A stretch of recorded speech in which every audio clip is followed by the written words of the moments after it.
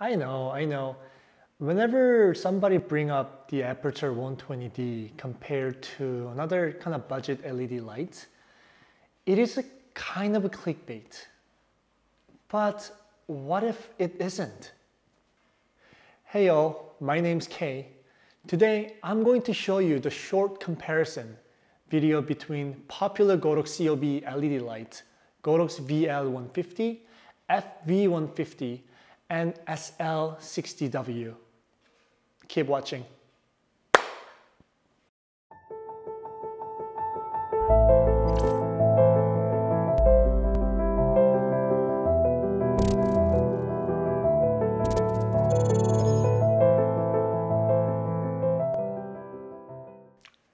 What's up everyone? I always wanted LED lights for my home studio to make those videos on my channel. When you search LED lights on YouTube, can you tell how many people recommend Aputure? Especially the popular 120D.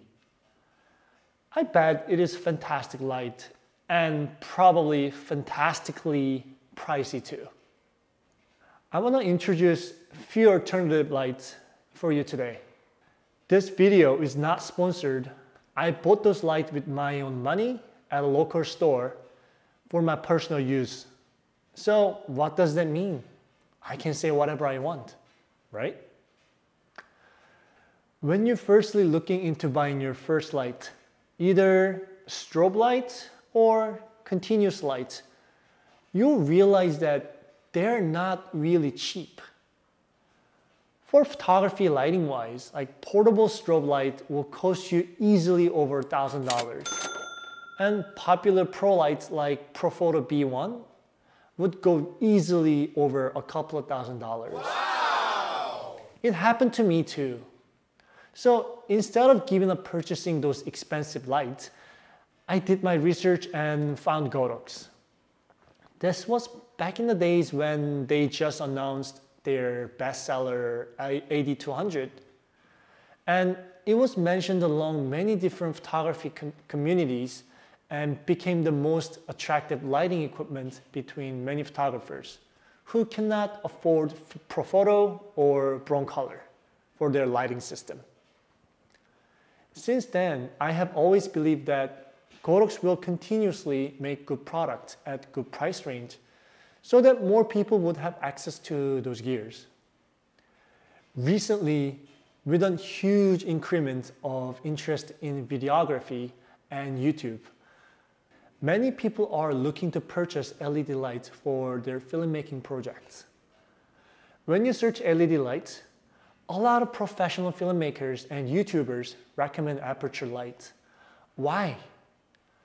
They're expensive, but not too expensive compared to high-end filmmaking equipment, and they're reliable, while delivering great quality of light and user experience. To me personally, it is still pretty expensive for somebody who just wanted to start video projects or a small production. $745 is not a small amount of money. And this is where those products from Godox shine. Godox VL150 comes at $399, almost half price of Aputure 120D, while featuring almost identical specs and functions including V-mount compatibility and Bluetooth control by smartphones. Many people ask me when I tell them about Godox products, how is the build quality? Yeah, I understand. They're definitely more like a budget product compared to many other brands that people been using for years. However, I think they have stepped up their build quality game for good. Until their last budget LED lights like the popular Godox SL series, which I'm using as a key light at the moment, many people reported that the build quality isn't really great. They have plastic casing, like locking hinges and also made in plastic, and loud cooling fan. Some people even opened up the case to replace the fan unit to something quieter, aftermarket version. But what do you really expect from a unit that costs you $133? In reality, it works great, maybe not the best, but still does the job as it's supposed to. What about the new lights? When Godox announced FV series, which is some kind of upgraded version of SL series, plus built-in strobe function, the price went up quite a bit, but they have fixed almost everything that people have been complaining about. First of all, they introduced a new knob system, which is on the other side, that moves smoothly without locking. And the noisy fan got a major upgrade to a more silent version.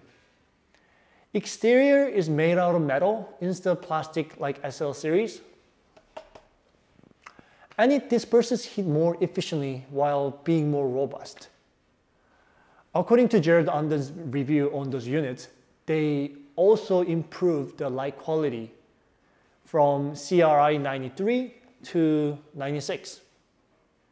If you are wondering about what CRI means, I'll link Gerald's video in the description so that you can check his deep dive review on those units and the light quality. When FV150 first came out, I bought it. I needed a decent light anyway, and I really want to give it a go. How did I like it? Love it. I like the ease of use, and it has been working flawlessly during my video shoots. Only thing that I would complain about this FV150 is that this unit is pretty massive and heavy compared to the old SL series. Probably because of the metal casing and all the other materials they used to build this unit, which I probably should not complain at all. And about a week later, I bought my light. Godox announced the VL series. I debated whether I need another light or not. I saw this light at the local camera store, and yeah, I bought it. I couldn't stop myself after I saw the case, you know. It came with a nice carrying case. And if you saw my unboxing video, you probably realized that how excited I was when I was like taking the box out of the case. It's a really nice case, honestly. Those VL series offers V-mount battery slots, just like Aputure 120D. One of the biggest difference from the FV series that it has separate control unit from the main body, which you can hang on the side of the light stand using this retractable wire.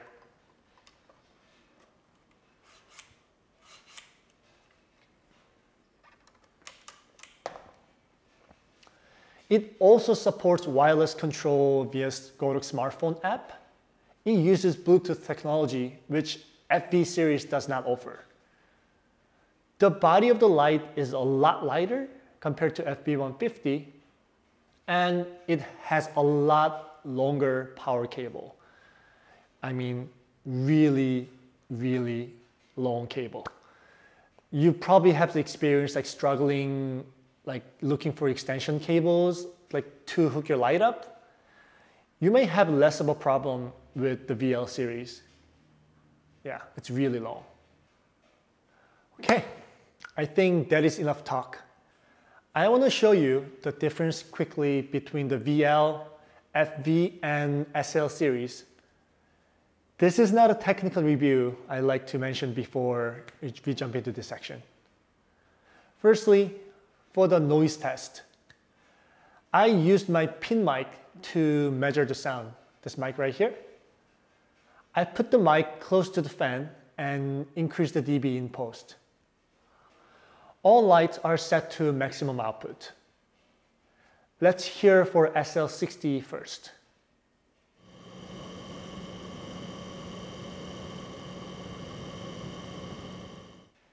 It is definitely the loudest one, I can say.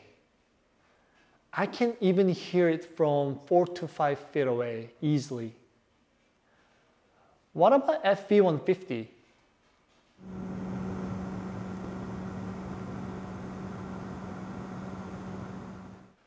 Might definitely pick up more than what I hear, probably because the air that's been blown out of the vent. But I can barely hear the noise when I am about 4 to 5 feet away. So in real life case, you probably don't even need to worry about the noise. Let's try the VL150. I had to wait about 5 minutes until the fans start running. Maybe because it has the control unit outside, it definitely took some time to get kicked in.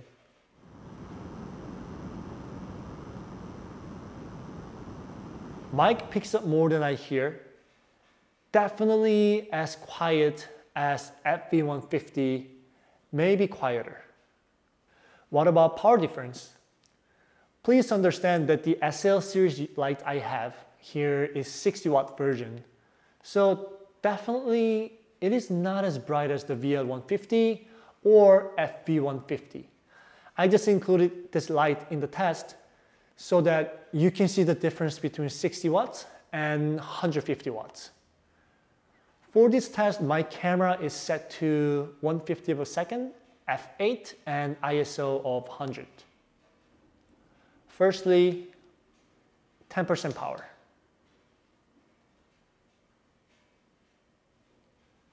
%,